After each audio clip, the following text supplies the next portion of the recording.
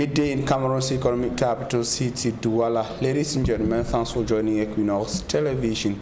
We're on to our third edition of the bilingual newscast for the day, and the first part is in the French language with Nadine Yambo. Nadine Yambo, good afternoon. Good afternoon, famille Amsron Sanda. Mesdames et messieurs, bonjour. Merci d'honorer ce rendez-vous de l'information sur Equinox Télévision. Des dizaines de familles ont passé un week-end difficile à la Belle Étoile à Douala. Elles ont été expulsées de force de leur domicile samedi au lieu-dit chez Newton Aéroport après une opération de casse. Il s'agit pour les pouvoirs publics d'assainir le domaine aéroportuaire. Le reportage de Claude Euquois et de Kediara. Grosse désolation au lieu-dit Newton Aéroport ce samedi matin.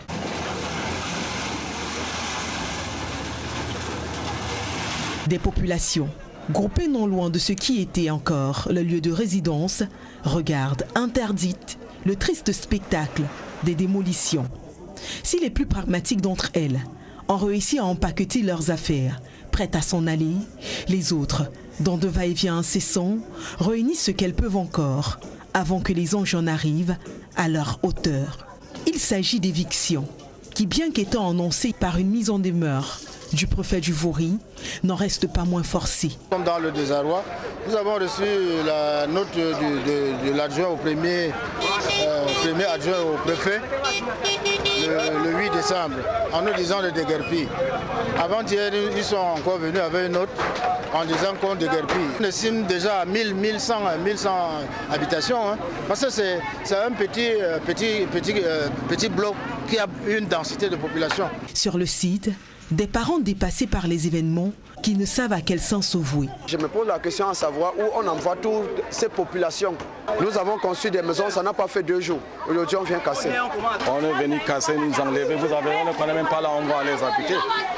Comme par exemple, moi, j'ai 5 chefs de famille. J'ai 7 enfants. Voilà, les autres sont là. Je suis dépassé. Je ne connais même pas comment faire. Pendant que les cas se produisent, des réclamations s'élèvent dans la foule. Les riverains accusent les autorités en charge du respect de la mesure, d'avoir outrepassé les limites annoncées. On parlait de 30 mètres, nous on a respecté, on vient maintenant, on est à plus de 70 mètres. On ne sait pas s'ils vont s'arrêter là-bas, on ne sait pas. Au milieu de l'année scolaire, avec les enfants en pleine année scolaire. L'adjoint sous-préfet a dit que c'est 30 mètres. De la route pour l'intérieur, c'est 30 mètres. Mais là, l'engin est en train de travailler à plus de 30 mètres. Donc même ceux qui ne sont pas dans la zone pour casser, on est en train de les casser. Faux, répondent les autorités qui affirment faire seulement leur travail. L'autorité administrative de concours avec ses services techniques procède au déguerpissement comme il se doit, dans les règles de l'art et conformément à la loi. Le géomètre du MINCA fait là, donc il n'y a pas de problème, ça se passe très bien. Les sommations ont été faites au préalable par M. le sous-préfet Edouard II, qui est là personnellement, et avec le concours des forces de maintien de l'ordre, dont la gendarmerie et la police, nous procédons au déguerpissement. Non, il n'y a pas de mesure de recouvrement de ces populations. Ils s'occupent illégalement du domaine de l'aéroport. Pour mémoire, c'est le 3 novembre dernier que le fax portant instruction de ces évictions a été envoyé au préfet du Vouri par le ministre de l'administration territoriale. Après sa mise en demeure ce mercredi, le préfet est passé à l'action. Ces évictions rentrent dans le cadre des travaux d'assainissement des espaces aéroportuaires du Cameroun tels que définis par l'Organisation de l'aviation civile internationale. Et parlons à présent du trafic d'êtres humains. Le phénomène fait rage au Cameroun à cause de la crise anglophone qui a occasionné de nombreux déplacements des populations. Les chiffres sont effroyables. La commission justice et paix du diocèse de Kumbo lance un cri d'alarme. C'était au cours d'une conférence tenue à Yaoundé. Le compte rendu de Joël Essenger à Cyril. Des enfants qui subissent des menaces de toutes sortes. Ils sont parfois vendus comme de simples marchandises ou encore exploités à des fins sexuelles. Le phénomène prend de l'ampleur. Les experts l'appellent traite des enfants. La traite des enfants, c'est le fait pour des personnes, généralement appelées trafiquants, de déplacer des enfants de leur lieu de résidence habituel pour les conduire ailleurs à des fins esclavagistes ou sexuelles. Comme plusieurs autres pays, le Cameroun n'en est pas épargné. Les chiffres se sont d'ailleurs multipliés ici depuis l'éclatement de la crise anglophone et son lot de déplacés internes et externes. En 2010, nous avons enregistré 200 victimes. Le phénomène s'est aggravé jusqu'en 2015. Nous avons recensé 157 victimes qui étaient en esclavage au Moyen-Orient. Nous avons pu faire revenir 14 victimes. Mais avec l'avènement de la crise, il y a environ 10 000 déplacés internes, ce qui augmente le nombre de potentielles victimes de la traite humaine. Ce sont des chiffres effroyables qui présentent le Cameroun finalement comme une plaque tournante de la traite humaine. Le Cameroun est un pays d'origine, c'est-à-dire les victimes de la traite viennent du Cameroun et vont ailleurs. Le Cameroun est un pays de transit. Ça veut dire qu'on prend les victimes de la traite ailleurs, les fait passer par le Cameroun en vue de les livrer dans d'autres pays. Le Cameroun est également un pays de destination. Ça veut dire qu'on les prend ailleurs, on les fait passer de part et d'autre pour les livrer au Cameroun. Afin de circonscrire le phénomène, à défaut de le bannir tout simplement, Yaoundé abrite une rencontre de sensibilisation sur la lutte contre la traite humaine. En octobre, nous avons fait une descente sur le terrain pendant 10 jours à Douala, Yaoundé et Bafoussam. Les résultats, ce que nous avons observé, étaient au-dessus de nos capacités. C'est l'une des raisons pour laquelle nous avons organisé cet atelier pour demander de l'aide des autres organisations. Sous la houlette de la commission Justice et Paix du diocèse de Kumbo, la rencontre connaît la participation de diverses organisations, notamment des associations de développement pour l'identification des victimes, les confessions religieuses pour l'accompagnement spirituel, les hommes de droit pour l'accompagnement juridique des victimes.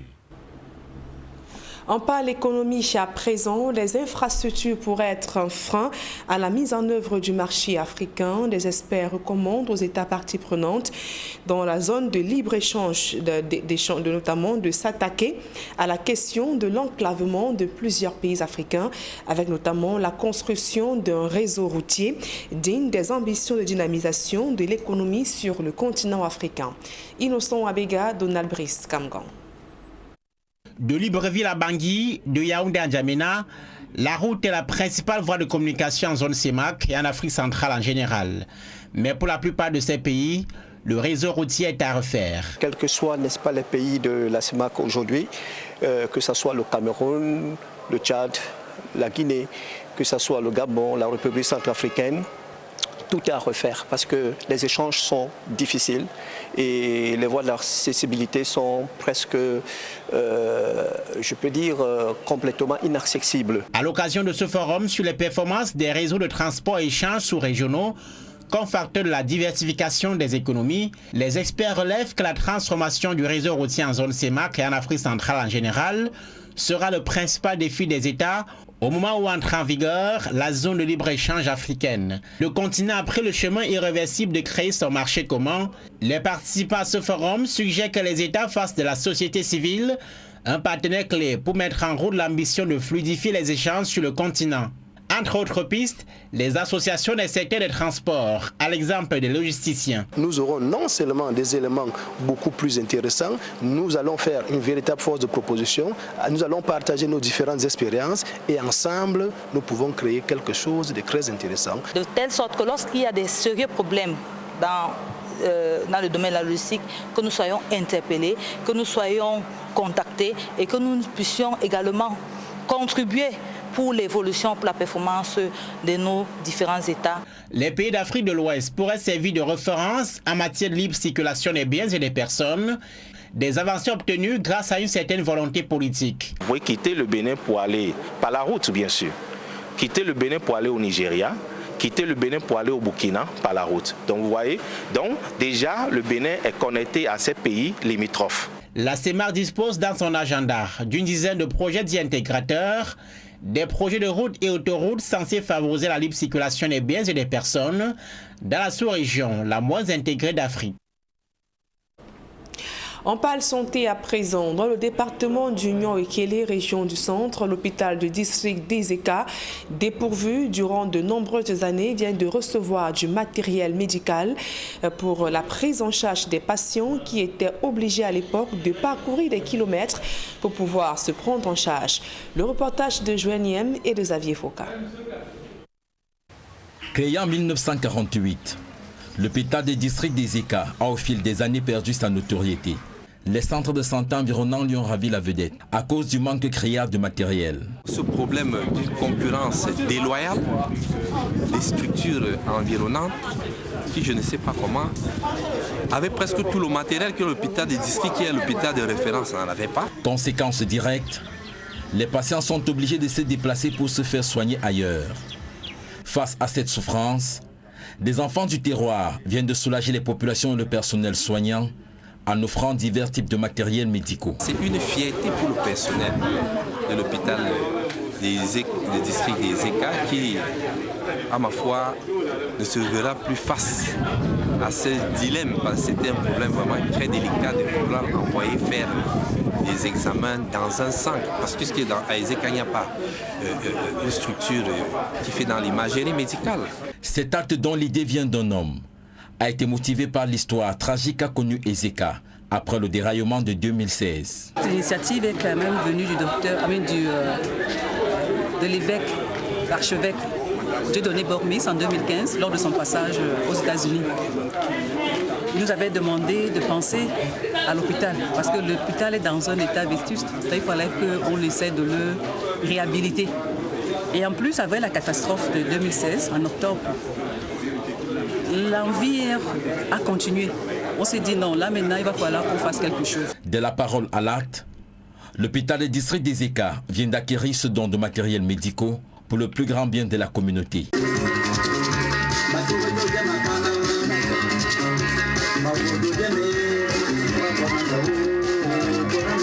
Il faut tout simplement que la nouvelle circule, que ces équipements qui manquaient déjà et qui auraient fait à ce qu'un patient se retrouve ailleurs, que ce patient vienne désormais ici le découvrir. L'accueil amélioré, les coûts amoindris et le matériel disponible, je pense qu'il ne restera plus qu'aux populations de fréquenter leur formation sanitaire. Tout en exprimant leur gratitude, les populations énumèrent d'autres manquements, notamment celui d'une ambulance.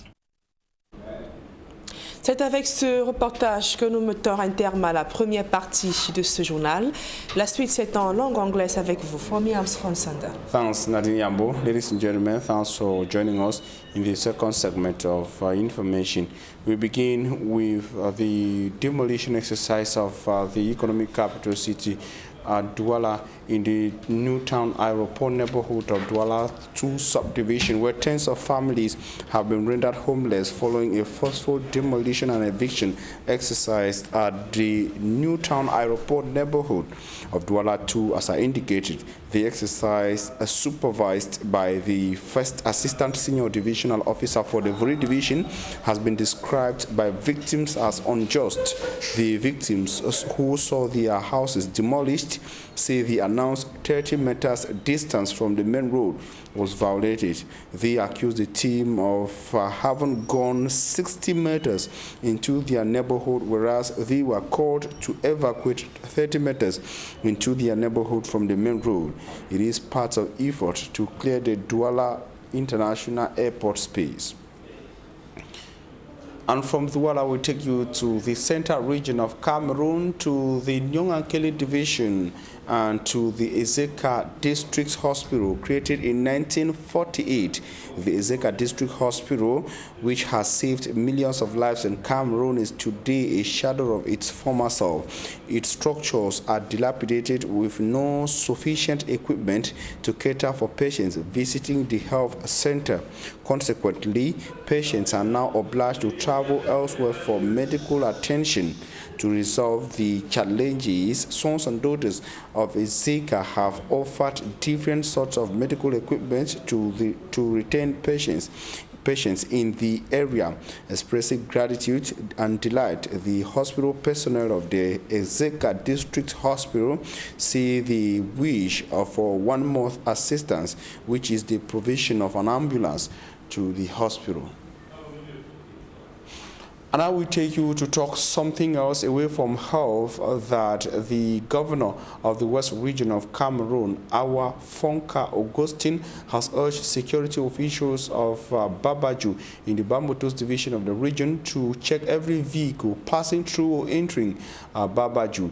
The #1 administrator of the West Region of Cameroon was speaking at the Bafoussam Regional Hospital over the weekend. He went visiting some of the persons who were wounded in the attack on Friday at a control post at Babaju that left 6 persons killed, including 4 security officials. Simat Njikan Gabriel tells us more in the following report.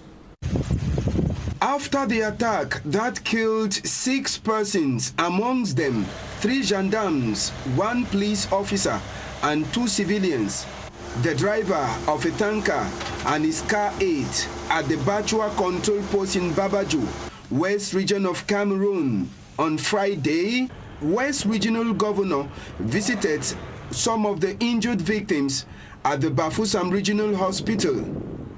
Governor Awa Fonka Augustine, while in one of the wards taking care of a security officer injured, took time to listen to what happened from the horse's mouth.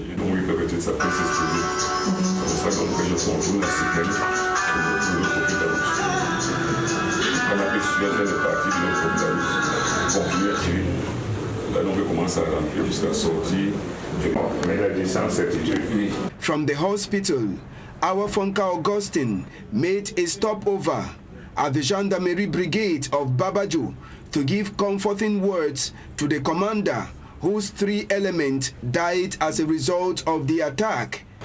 He also went to the Babaju police post, where 1 police officer was also killed as a result of the attack. At the Gendarmerie Brigade and at the police station in Babaju, West Regional Governor called for more vigilance from the officers on duty. And after completing a research work on conflict resolution, a group of clergymen have asked the belligerent parties in the armed conflict in the northwest and southwest regions of Cameroon to apply what they call biblical theology, which is to humble themselves and seek the church for a way out of the conflict that has so many lives lost in the northwest and southwest regions of Cameroon. The clergymen were speaking in Buea Chieftown of the southwest region of Cameroon. Their reaction and views were captured by our reporter, Derek Jato. The war in the Anglophone regions is 4 years old, and critics say there's nothing like the war is coming to an end, justifying that with death and destructions being recorded, is indicating that the situation is not getting any better, but merely changing faces. The government on its part has not folded its hands. Strives have been made, commissions and centers created as a response to contain the situation, and the impact of all these on the ground are measured differently by different people. And today the question on how the Anglophone crisis can be solved is not only allowed for the Cameroon government alone to answer. Religious leaders on many occasions have begged all, from the government to the secessionists, to turn to God for the solution. It cannot be solved by human effort, cannot be solved by political saga, put 1 on here, put 2 there. No, the government needs to come back to the church for the solution of the problem we are going through in our society, because our problem is demonically orientated. And here at Bethel Theological Institute, Mile 14 Buea, it works is all about the way out of the Anglophone crisis. These pastors just completed their master's program and explains why their defense theses were centered on conflict resolution. The rate of conflict that we have in the society today, not only in the world at large, even in Africa, Cameroon, more especially in Buea, if theology is applied, it will help solve a lot of this conflict that we see, especially the one that we have presently at hand. I think if we apply theology in resolving these conflicts, I think peace will reign in our country, in the regions, and in our homes. It is left now for the actors to embrace such endeavors, to see that one day the present situation is history. And the situation has actually caused the displacement of several Cameroonians, some of whom are now living as internally displaced persons across the country. Others are now refugees in the neighboring Federal Republic of Nigeria. Some of the Cameroonian refugees who fled the armed conflict in the northwest and southwest regions have come back to the Manu division of the southwest region. They were part of a ceremony to receive goods and items sent by President Paul Biya, President of the Republic of Cameroon, to internally displaced persons and refugees of the Anglophone crisis. While in Manfi, they urged the government of Cameroon to do all to ensure a safe return of some of their brothers and sisters who, according to them, are suffering in Nigeria. Derek Jato traveled from Buea to Manfi in the Manu and compiled the following report. They ran out of their land and out of their country to neighboring Nigeria because of the war at home. And today these ones are coming back, and everything about them have changed. Life might not be the same again as they tell their stories. The thing I feel suffered last year and 2 years ago plenty because of the death of the people, the suffer of the war. They go enter my house, thief all things, carry me my trash, broke door, carry pot, plenty things. I don't feel name. Get to Port Harcourt, but it was not too easy since it is not my father's land. I just had to manage with what I could. Every one of my property, I went to the village, everything was burned. And this is how this population of Manfi returning from Nigeria was received by President Paul Biya, and Southwest Governor Bernard Okalia-Bilai is the one sent to deliver the head of state humanitarian aid. It is the head of state himself who disburse money to buy all those material, foodstuff, house equipment to welcome our brothers. And nearby, the mayor of Manfi Council took the Southwest governor to see a structure that he said is ready to host over 50 families for the moment. The capacity of the whole building is 50 rooms. 50 rooms, yes. That can, the 50 rooms can welcome how many persons? That's I've differentiated it in three groups of persons. It is true most of them here returning from Nigeria don't have a place like home or villages. Most of them were burnt down. And Southwest Governor Bernard Okalia-Bilai admitted that mistakes were done, but let bygones be bygones, encouraging these people to embrace the opportunities awaiting them. The head of state has launched a program of reconstruction.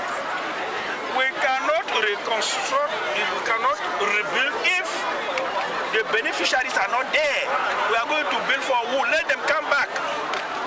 Let them come back. There are many opportunities. The Shan is coming.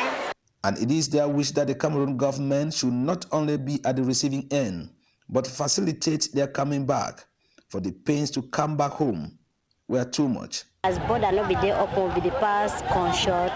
Before one pass here, we pay money, before we enter here for December. I be spend a lot. Tens of thousands of Cameroonians are still in the neighboring Nigeria as refugees. And Cameroon has lost 3 places in the 2020 classification of World Press Freedom of the international group that is Reporters Without Borders. Reporters Without Borders in its classification notes that the loss of 3 places by Cameroon indicates that press freedom is being threatened by several factors outlined by Innocent Aze in the following report. Annual World Press Freedom Index, Reporters Without Borders ranks Cameroon at the 134th position out of 180 countries. Published on Tuesday, January 5th, the index sees Cameroon occupying the 134th position, 3 places down from the 2019 index. According to this ranking, Cameroon recorded 37.38% abuse score, 43.17% underlying situation score, giving a global score of 43.28% with a 0.04% difference with 2019. In 2020, at least 5 journalists were arrested, tortured and detained for covering the CRM nationwide peaceful protest called for by Professor Maurice Kamto. Amongst them was Nouvelle Expression newspaper journalist Lindovin Dio. J'ai été interpellé dans le cadre professionnel. I was arrested for merely doing my job. Whether a protest is banned or not, the journalist has rights to cover it. This is what our defense and security forces do not understand. I was locked up for more than 48 hours without any arrest warrant and later released after receiving severe torture. On a décidé comme ça là de me libérer après m'avoir torturé de cette manière-là. However, the classification of Cameroon, according to Thierry Eba, president of the Cameroon Journalist Trade Union for the does not surprise anyone. On n'est pas très surpris de ce classement. We are not surprised with the ranking. We know our governments and their impunity on journalists. In 2020, we witnessed journalists arrested, their disappearances. Our authorities need to sit up and eradicate all barriers to press freedoms. En 2020, et c'est tout à fait. In reaction, the National Communication Council says Reporters Without Borders exaggerates in its findings on press freedom in Cameroon in 2020. Rapport